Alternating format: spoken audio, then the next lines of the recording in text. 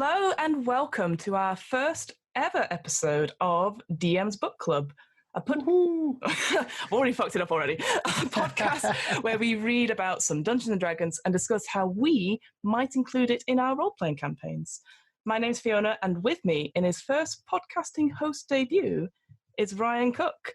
The power is immediately gone to my head. DM for the TBA Monday series on YouTube. How are you, Ryan? I'm very good. Thank you for having me. How are you? I am also very good. This is incredibly weird, as if we've had, we've not met in real life and stuff. No, we haven't for months. So this is a sort of cathartic experience. That is really true. So the reason that this podcast is a thing is that I wanted to do a project that is... So basically, I'm vaguely knowledgeable about D&D and lore overall, but actually, spoiler, I've not really gone deep into it. I've not read all the books. And recently, I've been finding it a lot harder to read for pleasure or for research for games and stuff. I think it's a mixture of, getting out of the habit of it and with the current stuff happening. So what better way to stop all that guilt tripping and to, stop looking at those sad, unopened D&D books and start a brand new podcast with someone who I like, who likes me, who likes reading and has done a lot of their own reading for their own campaign. Yeah, no, when you pitched the idea, I was a little bit curious because I'm terrible for reading modules and then sticking to them on a piece by piece. This is how the campaign unfolds. You get given modules of here is a house, here is a person, if X happens, Y happens. It's all very clever and very interesting, but I never actually do that very well. I always get distracted and I always get a little bit, sidetracked with the way I think about these things. So it's interesting for me to sort of dig into it. And I thought I'd totally waylay you by picking a chapter to start with that was a little bit more open than sort of like a module. It was more of a lore dump in that way. So to go through giants and the history about giants. Yeah, I mean, for me, I feel like I am the complete opposite to you. So I panic when it comes to having to create my own thing. So instantly we'll go to the modules and then I feel like, well, this is what's happening. If they deviate, that's fine, but they'll eventually come back to this part of the module, and I've got that key down. I do a bit of improv, so I can do that. But to create my own world, like you've done with TBA Mondays, is something currently beyond me. But I think it's a mixture of patience and doing a little bit of research and just having a bit more for planning. I don't know. I think the way that you do it is harder work. I have great respect that you've role played and DM'd multiple things for us where you have gone through an entire module that somebody has made where you've had to learn all of the background for it and what's happening and all the sort of actual mechanics of it. What I do is essentially I scrap all that and just sort of daydream and fill in the gaps, really. Well, I don't know. I have great respect for the way you do it. But well, we could talk about how we respect each other's DMing styles off podcast anyway. Let's talk about the topic today. So we're going to look at giants, specifically giants from the Volo's Guide to Monsters. Why did you pick this topic? Well, I've always liked giants because I've always liked monsters that are not necessarily good or evil. I find the definition of good and evil interesting, especially in D&D. But generally, when you look at fiction books and you get lost in a story or a tale of an adventure, things are more interesting when everything is not quite black and white, when you've got that element of grey in the middle of it, especially when it comes to the heroes. If the hero has got a little bit of edge to them, a little bit of an anti-hero vibe, or isn't necessarily truly good, it can be more interesting than, more righteous than thou, I am fantastic and golden. And I think villains and monsters in D&D are a lot more interesting if they're not necessarily evil. If they're not 100%, I have been created to destroy the world, and I am the essence of entropy and darkness and consumption. And there are a lot of creatures in D&D, like evil dragons and devils and demons and Hadar and all kinds of monsters that are very, to the point. giants are more complicated, and that's what kind of draws me to them. They are varied, and there are many different types, and there is this all history to where they are and how they got there, and then the sort of place in whatever world you're putting them into. It's very complicated because giants don't really, and quite literally don't fit into any situation you put them in. So trying to justify them and then trying to get your head around what they're after can be quite interesting, I think. Yeah, I mean, and I've talked to you about this before. When we first started facing giants in our own campaign in TBA Mondays, and then reading it for this podcast, I still have a hard time wrapping my head around how big giants are, like the actual height of them.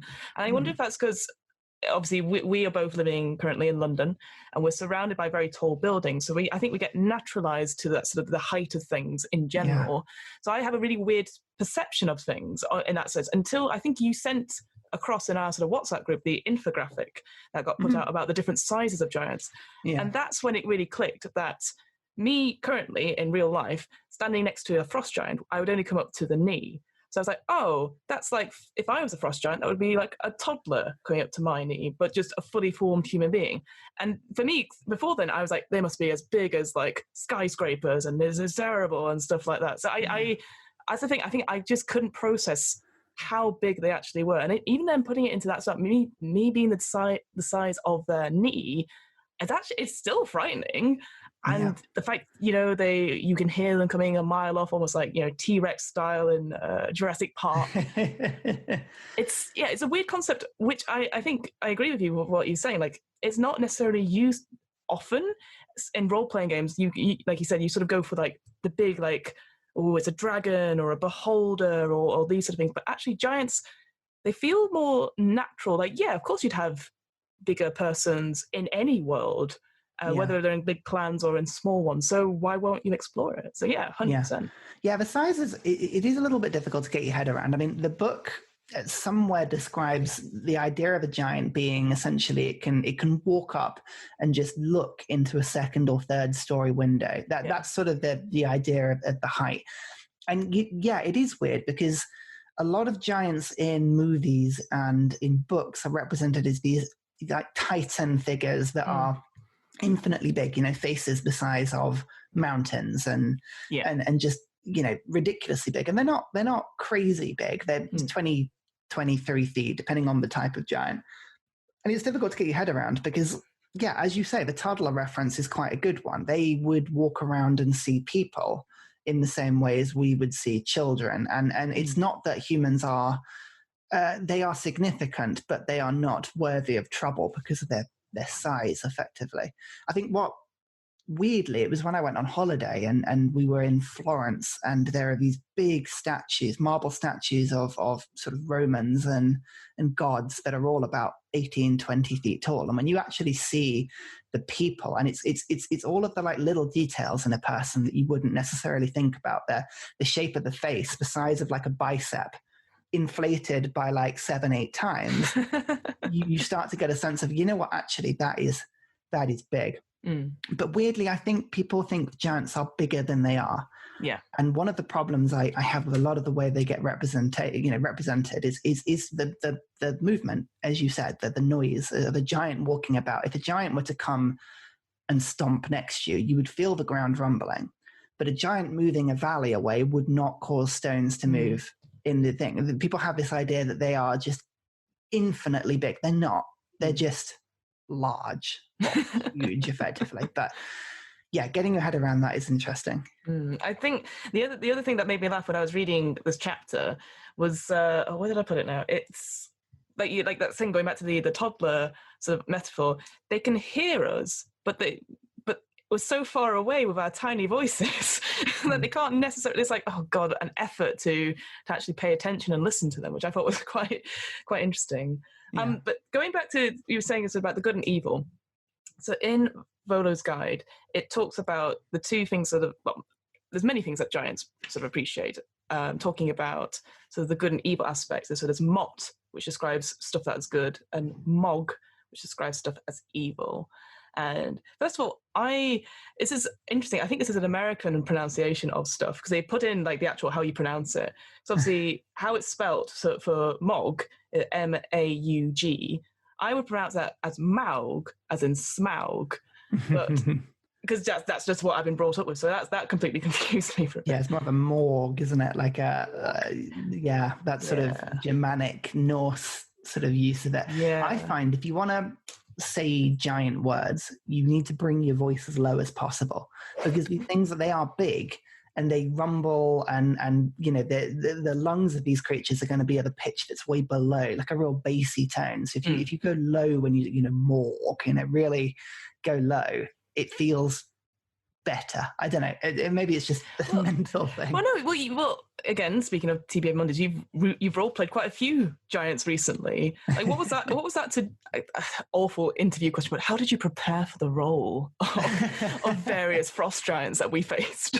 It's interesting when you pick up a character that people are going to talk about. You've got to think about, like, what do they like, what do they don't like, who in the group are they going to really take a shining to, what are their motives, and all this sort of thing. And giants, they don't look at a party in the same way as an innkeeper or a merchant would, because the party don't matter to them. They are insignificantly small,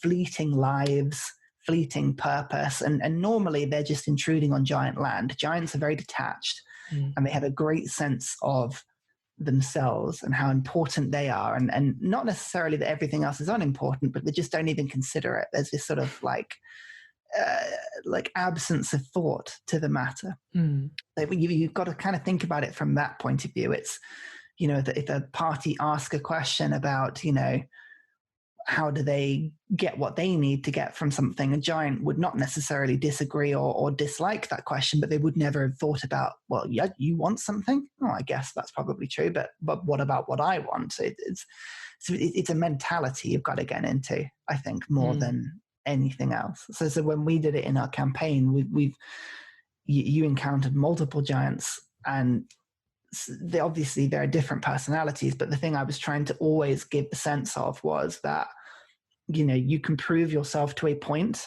in our eyes, and we will respect you to a point, but you are not a giant, and you will never be important with what we're doing. So your presence here is tolerated.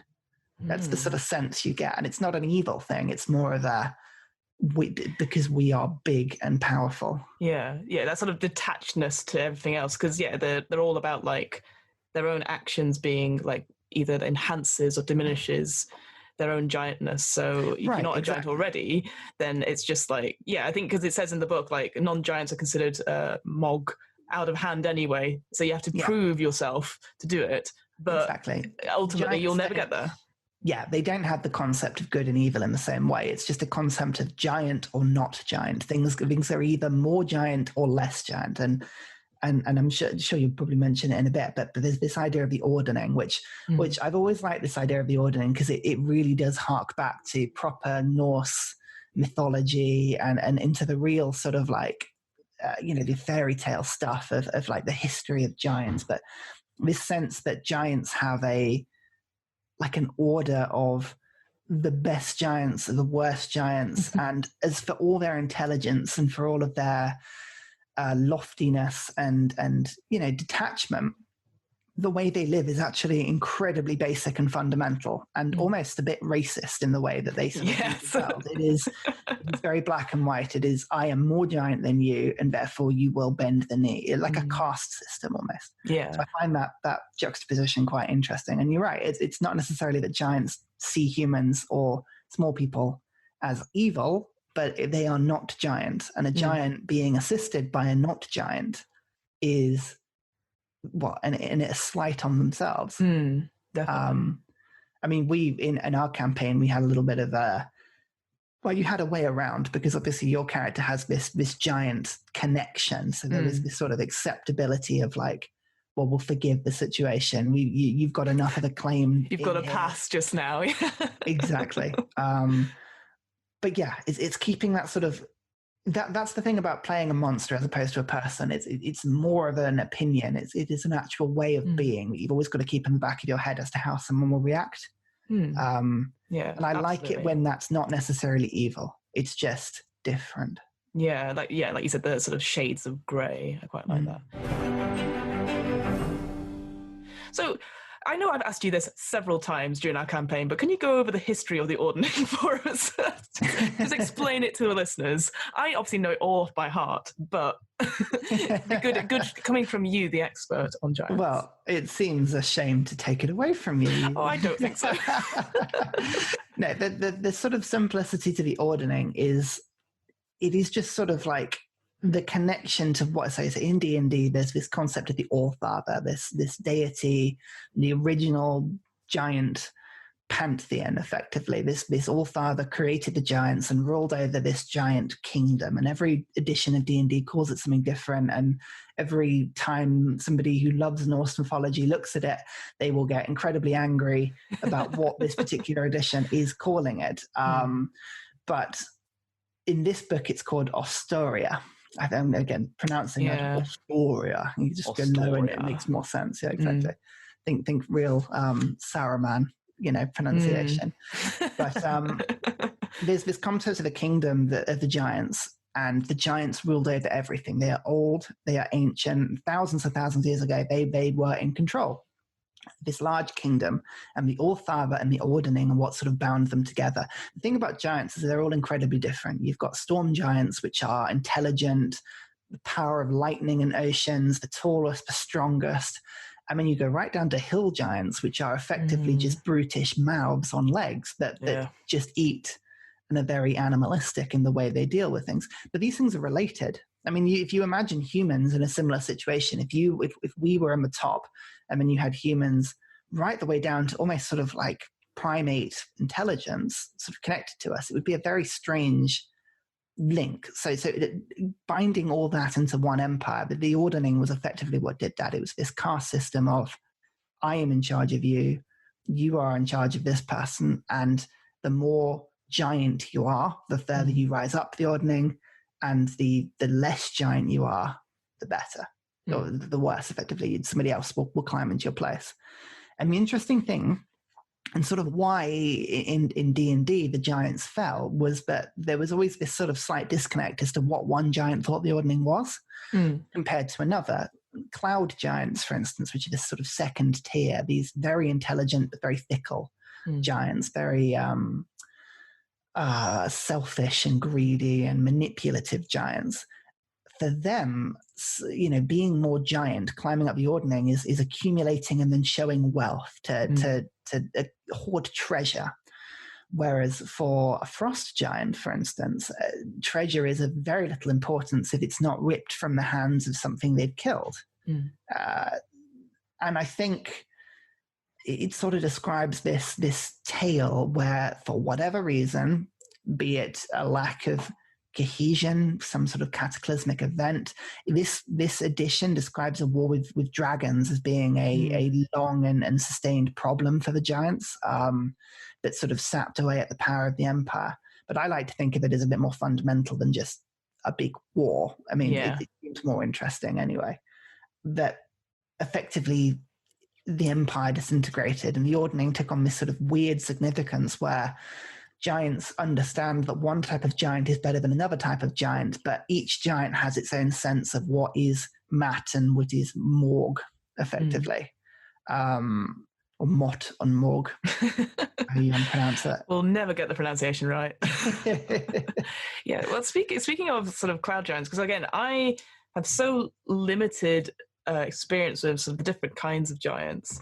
Obviously, in our own campaigns, but in general, when I think of a giant, I think of the hill giants, essentially. So creatures that just keep eating. So there's I think for me, when I first ever, if I think of giants in general, I think of the Cyclops from Hercules, who's just tearing down Athens in the Disney film, or basically that sort of thing, like a brutish, not very intelligent, or not very smart creature that just eats and eats and eats. But actually, obviously, playing D&D and then finding out more about giants, it's, for me, like looking at all this list, like, as obviously I'm like, these are all amazing, but there's also like how do you describe it? Not like the one giant that's sort of like, this is definitely a cloud giant because it is so extreme in what it is. But for cloud giants, they're called the smiling ones, where, as you said, so the cloud giants have this, the reason they feel like, have to show off wealth and nobility, and this idea of it is better to give a gift than to receive it, which I thought was really great. Like, they're constantly giving out sort of their wealth to lesser wealthy families and stuff, which I thought was brilliant. But the idea, so they seldom show their faces, but they wear masks of precious metals and sort of gemstones in different moods. And the more masks you have to sort of indicate the different moods, the wealthier it is. Oh, and I wish I had masks like that. I think you know better than anyone, Ryan, that I cannot hide my emotions, certainly when I'm playing D&D. So the idea of having just a ton of masks that I can just put on and just disguise what I'm truly feeling, that for me does feel like very villain-esque. Like you're showing one face and hiding another. So I feel like for me currently, like, I really enjoy like looking at the cloud giants, because again, it feels like out of all of them, they are sort of the smuggest bastards of the lot. Smug is a really good way of thinking about them. Yeah, because it's that sort of mixture of intelligence, but then the lack of application to then be self-aware that they know that they're vain, but they can't do anything about it because they haven't really truly appreciated how far they've gone down that path. It's a funny old one, yeah. Cloud giants and storm giants, fire giants to an extent, they give a lot of opportunity to imagine giants in a much more civilized way. And I always find that's quite fun. And monsters, the word kind of in D&D, you kind of think of a monster as just something that will attack, you roll initiative, you fight it, and then it's off. But giants can be more than that. They can be civilizations, they can be towns and cities and trading posts and whatever. And there's, again, you picked up Faceless one. The one that gets me is there's a picture in the book of a fire giant sat on a throne with somebody like a human that has come and is effectively either paying tribute or trying to trade or begging for their life. It's difficult to know what they're doing. But I like that idea that you've got this king sat on a throne, and effectively this giant clan, they are human to all intents and purposes, except from the fact that they're bloody big. And that's, I quite enjoy that, because you sort of start to get into a sense of, you know what, actually, God, these things are powerful without even really realizing it. It's just this inherent strength and size and ability. Yeah, there's a great quote in the book which talks about, again, it sort of emulates that sort of like how giants see non-giants, but particularly with fire giants, they talk about like they view humans the same way that humans view horses. They've got utility if properly directed, which I think is great. Exactly. Like, yeah, just being certainly fire giants, which I know we've yet to come to in TBA Mondays. But spoilers in general. We've just played a session last night where we introduced to the giants, and I knew as soon as you described the guard, we were in so much shit, but I couldn't really reveal it, because what you were describing was essentially two dreadnought fire giants who, again, the image in the book, it's terrifying. And I thought to myself, we can't see this giant currently as players, like we're just imagining it from your descriptions. But if I was there as a real-life adventurer seeing that creature, my first thought isn't exactly what we would have done. I would have run in the opposite direction and gone, you know what? It's totally off this adventure.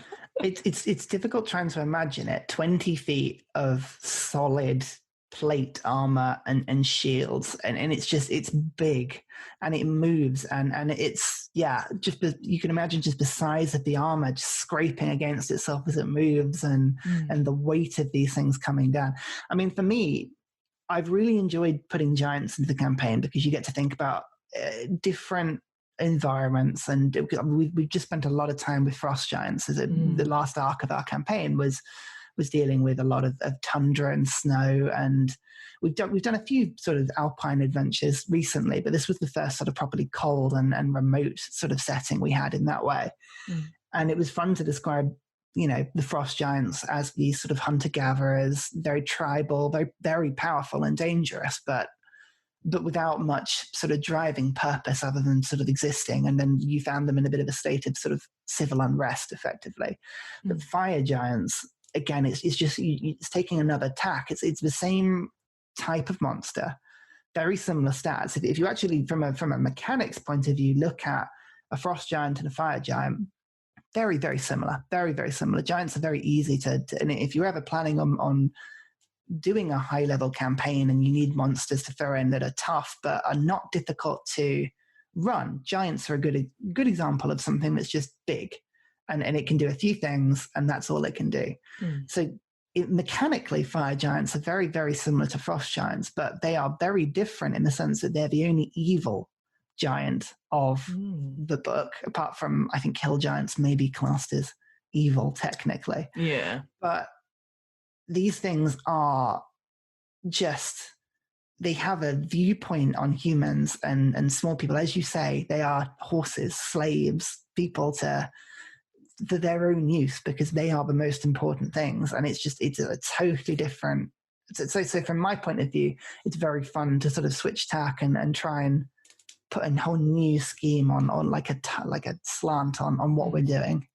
Well, you kind of did. So again, going back to the Frost Giants, and again, I know spoilers for TBA Mondays, but you should be watching it already, to be honest with you.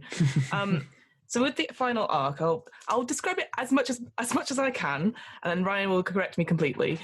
So ultimately, on this island of Frostwell, which is essentially Norway, our sort of main mission was to kill a certain frost giant, Viscras, who is the leader of the frost giants, which had been some tension and stuff. And we'd heard sort of rumors and people telling us that Viscras had taken power from the clan, but he'd done it un-giant-like, not through strength. And I don't think that really rang true for us. Like, clearly we knew something was afoot until we got there, sort of fought our way in, sneaked our way in, and then finally saw him. And then only till I've read this sort of chapter did I sort of see what you were sort of going for. There's in the book, they talk about if giants ever, because obviously in the book, as you said, so they obviously the All Father, and then he has 6 sons, which are obviously all named for different sort of like different iterations of giants. And once the ordning happened, or the breaking of the ordning, sorry, and the All Father cast them out, instead of them praying to the All Father and sort of looking up to him, giants started praying to their own sons, as it were, all the different sons. Now, if a giant decides to pray to something else that's not a giant, it's obviously ungiant-like and seen as a great sin. And in Frost Giants, there was something called the Everlasting One. No, that's not it. Is it that one? No. Yeah, is it that one? I think it might have been called that one, yeah. Yeah, where the Frost Giants essentially starts worshipping as like a troll-type deity or some sort, and they have to eat a troll, and eating that sort of the sacrifice, and then sort of it makes them the boldest and most determined. But, and here's the thing that got me, once you start eating them, you gain the strength and you have a regenerative ability, but injuries can go wrong and you can get this, and including sort of discolored skin, warty scars, extra digits, and even extra heads. And I was like, oh, that sounds very similar to what we saw. This horrific, not even like, it wasn't recognizable as a giant, just this creature just filled with different heads, another arm and stuff, and then having to fight it. Again, it's something I'd never come across before, and I haven't really even thought about. And it goes back to what you're saying about like giants not necessarily being good or evil. This is something that a giant sort of fall from grace, which I thought was really interesting. And that's what I was trying to sort of get at. The fact that there is a big clan of frost giants and they've had a leader that's been disposed by a younger, stronger individual, that would not necessarily be a fundamental shaking point of the giant, because that is the ordning in action. Eventually, a frost giant will grow up, will see the leader and go, I'll have you, and we'll take them on and win.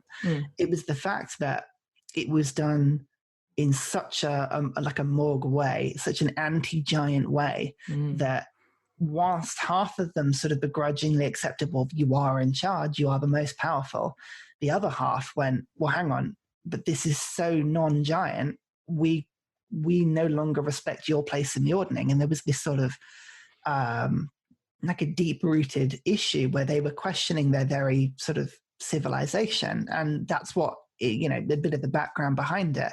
Once this had happened, the giants effectively split in two, and this civil strife occurred because half of them could accept the leader and half of them couldn't, because this thing was horrific. And eventually they sort of scraped together. And this person in charge, as you say, the injuries, that sort of deal with, not with the devil, but with this case of the hag and the troll and the sort of that element of corruption.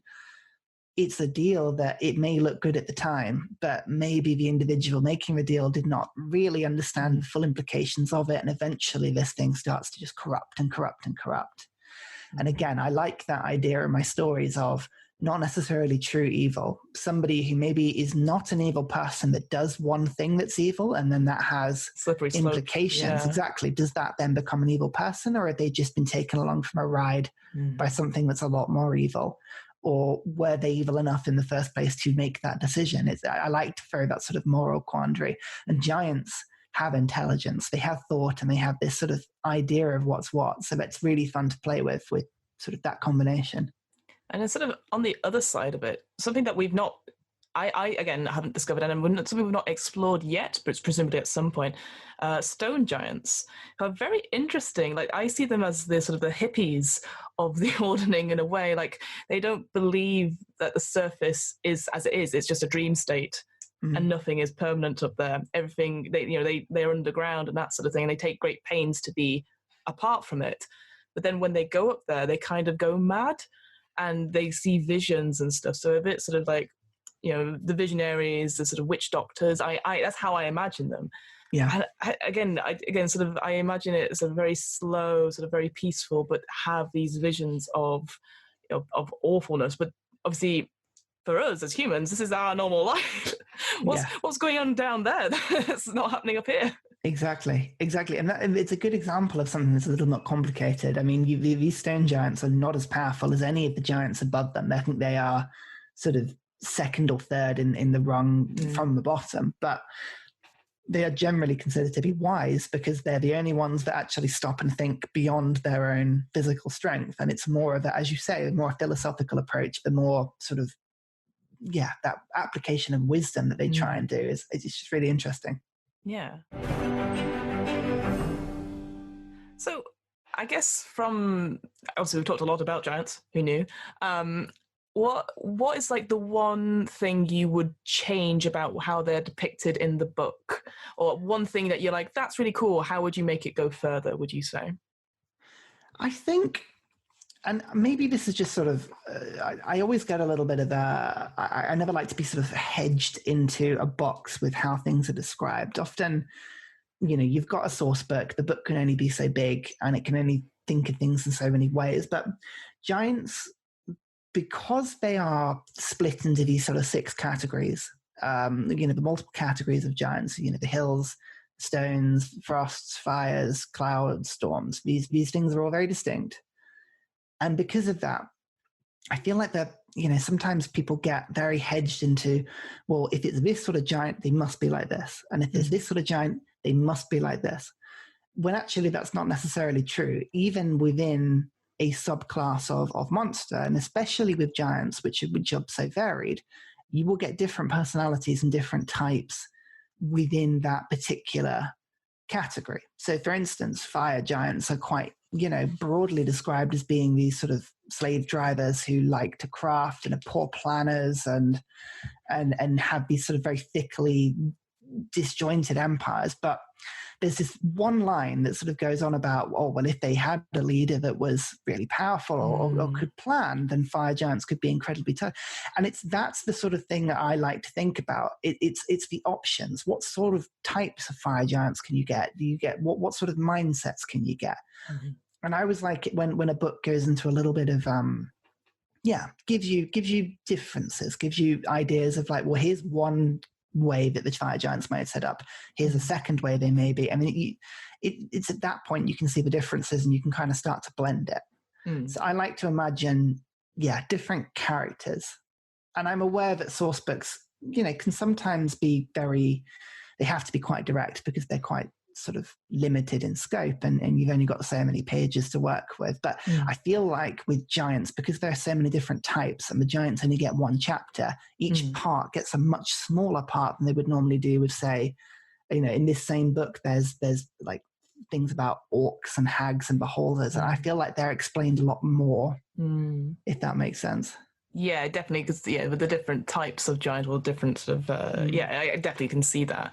I think for me, what's interesting, and I totally understand why this is the case, and they in a recent adventure, Storm King's Thunder, they've changed it a little bit. So for me, if anyone knows who I am, if anyone knows who I am, that's a line that's not going in the podcast. We all know how you are. So I'm very like, great, but where are the women? Where are this, that, and the other? And obviously in Norse culture, there were, female Vikings, and there are, female leaders and stuff. And I know that in when we spoke to Frost Giants, we had a female leader there, and that's great. In the book, it talks about the Allfather and his 6 sons. And then for a paragraph, there's like some others who there's like the partner, Othea. This is where pronunciation's not going to be great. There's the Huntress and Home, Hytia, Love and Peace, which is Lanus. And then the really interesting one, which is Diacastra. Great. Yep, I'm not dubbing that over. But those are the 4 ones. And it's like, okay, we've got the partner, because obviously, you can't have the Allfather without some sort of partner. And then you've got Huntress and Home. So maybe you're thinking of like an Athena type character. Love and Peace, you think, maybe Aphrodite-esque. And then Impenous, an arrogant trickster, a Loki type character in essence.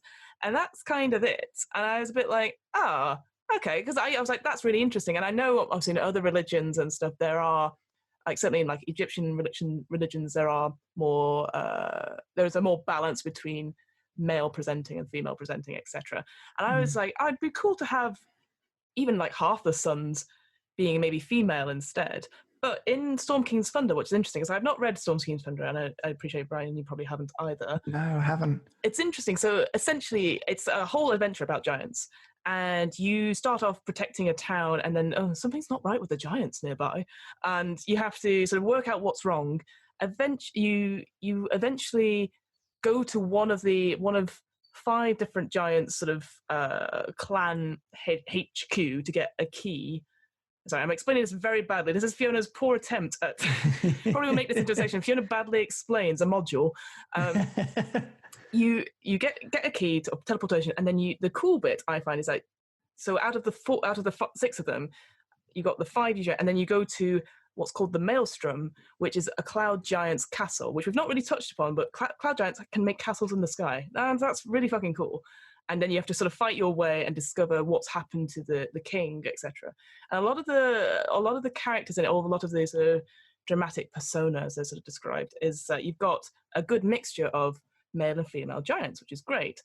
The only sort of downside, and it does happen a lot more now that I'm aware of it, is that at the beginning, the main sort of like the Storm King, essentially, his partner just gets killed, and they use that sort of motive as like, well, that's why he's gone, and the giants are sort of acting up a little bit.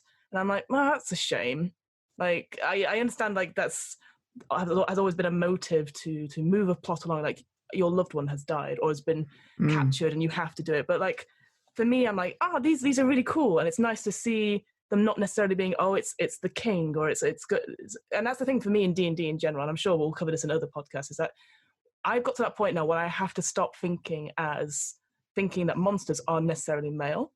Like, I think the biggest one for me was when, again, earlier on in TBA Mondays, we'd gone to on the Beggar's Bowl, which is an island, various things, and we'd gone inside a thing, and I hadn't clocked that it was hags for whatever reason. And I was just like, and it completely threw me, because I was like, oh shit, of course we can have female monsters or big bad evil people that can outwit the party. And that was really, it was interesting, because I hadn't really clocked that. So it's just, again, trying to challenge my own assumptions, as well as other people, just maybe having more female presenting stuff who aren't necessarily good or are flawed in some way. So that's the thing I would probably take forward, is that if I was ever to introduce giants into something else, I would try and make them more sort of, at least a bit more balanced in terms of male or female. Yeah. D&D is, it's going through a definite sort of period of change with that sort of thing. I mean, 5th edition was a definite step towards a conscious effort to introduce more equality and diversity across the board through everything. And it's interesting when you see the initial 3 core books. So when obviously the Player's Handbook, Dungeon Master, Monster Manual came through, very distinct effort to introduce a lot of equality into those books. I mean, if you read through the Player's Handbook, it's amazing how just within the description of a class or something, it will swap between male and female pretty much every sentence, every feat. Like all of these things sort of make a conscious effort to do it.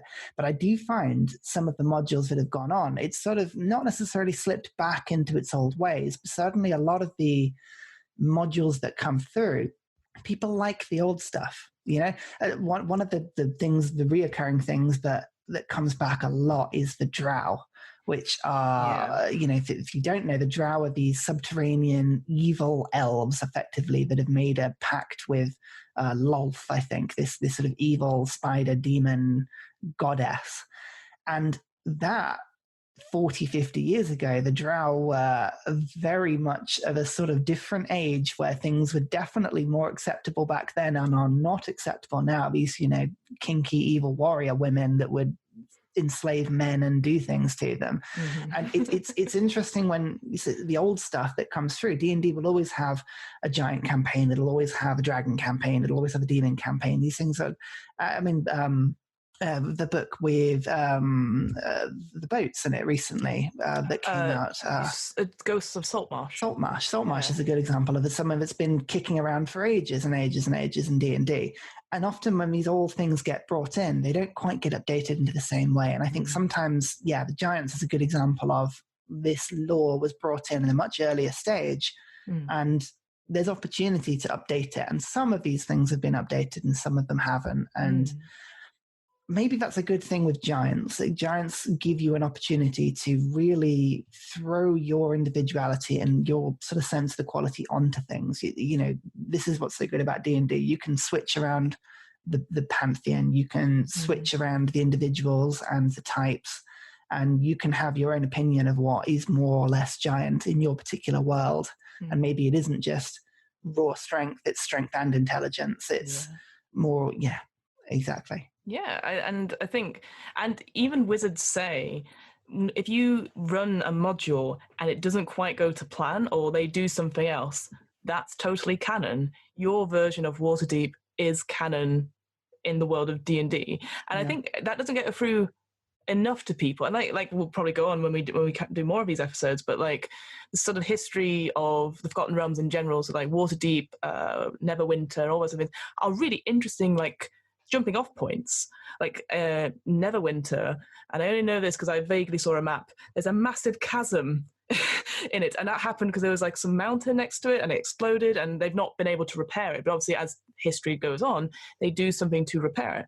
But you don't have to have it in there. You just like, this is Neverwinter, because unless you are also a D&D DM who's read all the books, and then in the unlikely scenario you're then playing in a campaign as well, the players are never going to know, you know. So I think that's the main key takeaway from I think all these episodes from Clark. Like, these things are really cool, but they're only ever jumping off points, and you can take them as you win, and that's really cool. So exactly.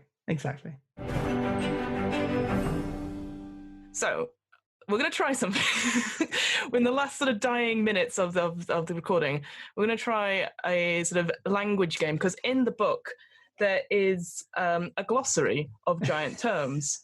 And I kind of sprung this on you before we started recording. No. I should really get my teeth around these and insult every single Scandi listener around in one go. I was saying to Fiona before, my understanding of how you say giant words just seems to be go as low as possible. Yeah. Imagine you're this huge entity with sort of billowing lungs full of bassy, dulcet tones. It just seems to make more sense, but we'll see if this works. We'll see if it works. So have you got the book in front of you, or you got the list? I do, yeah. Okay, excellent. See, you're prepared. So it's on page 20 if people want to follow along. Let's start with the phrases at the top. So can you read the first phrase that's at the top? Like, if I say what the phrase is and then you've got to do it in giant. That'll work, right? Okay, so The first phrase is, what is your tribe and rank? You see, oh God, this is terrible. The problem is it's all the vowels, isn't it? They go in different places. I would suggest it would be something like Vodon Stormrod. Something like that. That's very Dradoon from Doctor Who. I like that. All right, you give me one then to try. All right. I give you respect. How would you say that? Okay. I hadn't really thought this through. So doing my Dradoon voice, okay. Amdupa. Exactly. You see, it's the raspy lowness to it that I think get away from murder when you say these things. But often people get torn on really caught on exact accents and things. Yeah. Often just having fun with it, people will go along with it. It's just be shameless with it. Yeah, I did an interview recently for another podcast, and they were like, "How do you get over performance anxiety?" I was like, "Well, it's not. We're not in private. It's fine." But also, I just do it, because the worst that can happen is you don't like it and nobody else likes it, and then you just don't ever do it again. Like I remember our first, this is going back, but when we did our first D&D session together, in the one before Xerios, I was playing my lovely gnome artificer Nyx. I thought I settled on the first session a Liverpudlian accent, and that quickly got taken out. Quick. I don't know where that went. Because I couldn't keep it up. I got very self-conscious. Yeah. How would you go, man? How would you say attack our enemies? Oh, that's what I was going to ask you. Damn. Okay, because that one looks really hard. Because there's I know quite a few using it. Okay. Ansfell, sir. There's a V in, is it? UVENIR. I answer Ansfer, Sir Veneer. Or Veneer. Yeah, I'd say something like that, definitely. All right, I'll give you, lead me to your king for me. Fang Meg So Don Kong. Don Kong, yeah.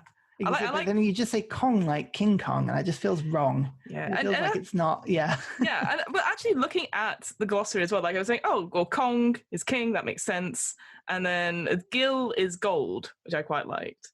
But then, and again, I only realized this once we read this, because again, back to TBA Mondays, we've got to keep promoting that show. We had a one-on-one session where my character discovered more about giant heritage. And you kept saying Jotun's daughter, and I was like, I know that means something. And then obviously reading it, Jotun is giant. I'm like, oh, that makes more sense now. I read the chapter.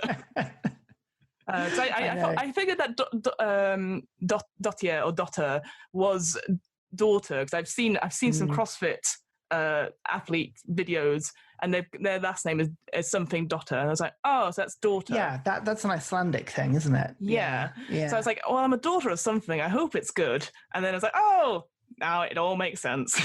Yeah, Jotun. Yeah, it's all just sort of like big long O's, isn't it? Yeah. As I say, just you have fun with the pronunciation, and actually just using the words, even if you don't pronounce them right, it's half of the battle. Yeah, Jotun's daughter. It's not pronounced correctly at all. All right, I'm gonna give you one more to do. I'm gonna give you the hard one. Okay. So my name is Redwind of 1,000 Evils. Rowind tusen more calm. Nice. Yes, I really. You need one of those voice changes, don't you? You used to have at school just to lower your pitch by about 3 octaves and just stop the session. Go. Can you just give me 2 seconds? I was like, get out the computer and just. You've seen giants in multiple settings now with TVA and how I've been throwing them in, and obviously you see something quite regularly. You get a little bit caught up in one person's sort of image of giants. But I mean, what do you think to sort of stories and examples of giants that you've seen? Like, where can you think of any giants that you've enjoyed, or sort of styles of giants, or how they're portrayed? So yeah, I had, like I said, I had the really the bad image of giants of sort of the Cyclops from Hercules and stuff. But when I was thinking of stuff for this, I was thinking like, what else have I read giants in or read about? And the BFG was one. where again the sizing is off in my head, but it's like you were saying before about it's actually a good giant, and all the evil giants are the really, again, it's all, oh man, they're all hill giants, aren't they? Apart from the BFG, who probably is a stone giant. Anyway, or He's something got that like sort that. of long look to him, doesn't he? Yeah. Yeah. And then the other thing I thought of was Gulliver's Travels, which again, it's been years since I saw the film, didn't read the book because I'm again not really good at reading. But in that, Gulliver plays himself as a giant and then as a small person, and I think vice versa or something like that. So he gets to experience both sides of it, which again happens in TVA Mondays, which at the time I didn't realize till much later when you're like, dude, this place is much bigger than you remember. I was like, oh fuck, this is not good. So I think just having different sort of I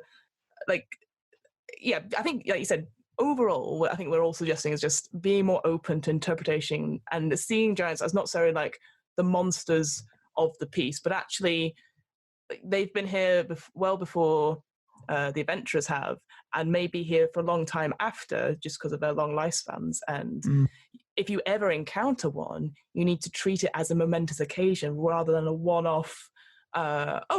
There's a giant. It's called Terry. Bye, Terry.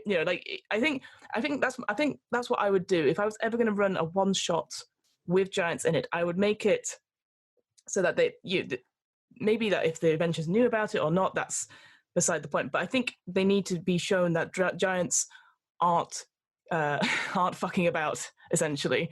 Because again, the other thing that I remember, they like games of stones, which I really like. The idea, like, if you show your strength for a giant, that one giant will throw a stone as far as they can, then the other giant or whoever goes to that stone and then tries to throw it back to that same space. And if it goes further, then obviously that other giant is stronger. But if it doesn't get that far, or squashes the person there, that's a great way of testing strength. And I was like, exactly, that's cool. I like that. Simple, to the point.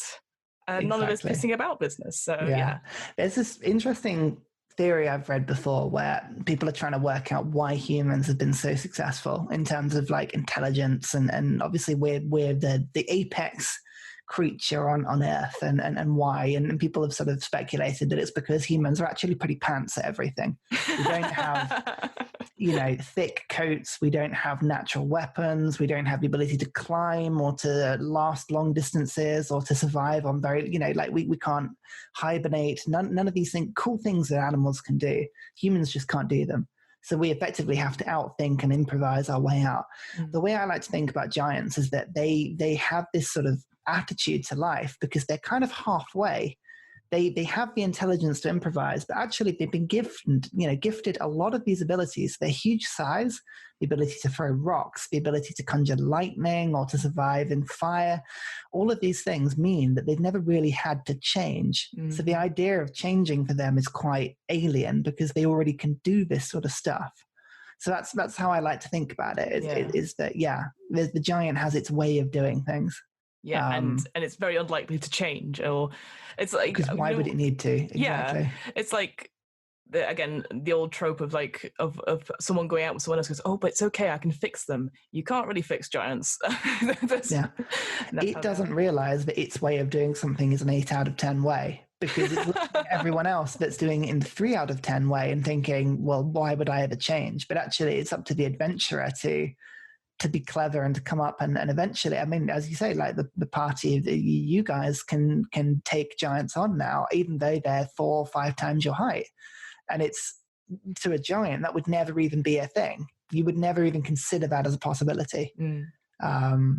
Yeah. I just like the way they think, trying to get in their heads.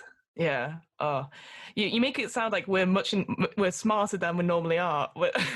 If you ever watch TVA Mondays, you'll find out it's a lot of planning. There was some interesting choices last session, put it that way.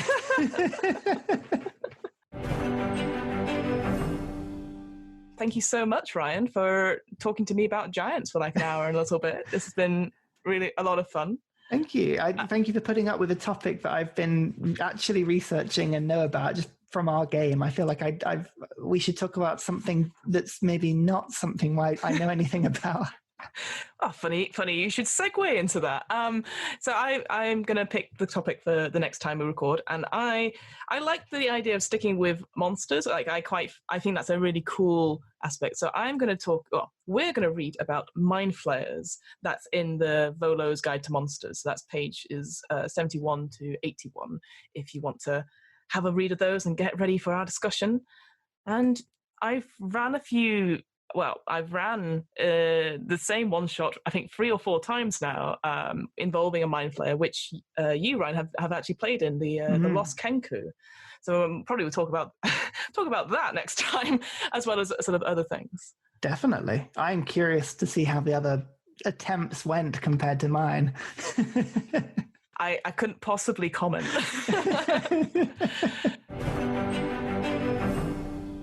Brilliant. So do you have anything you'd like to, as they say, plug or sort of like, where can people follow you at?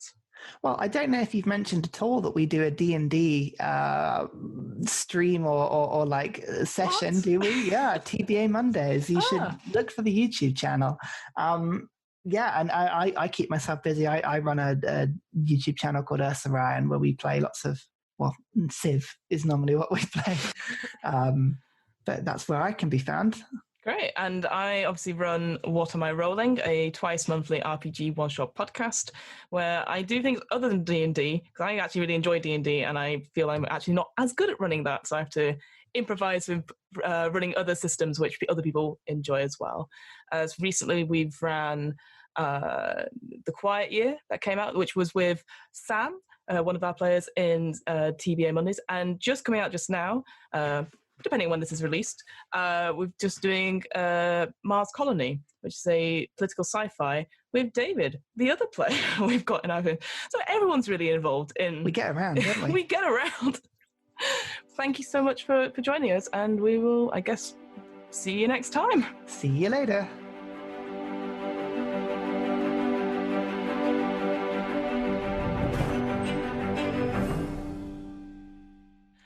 And we really need to think of an ending.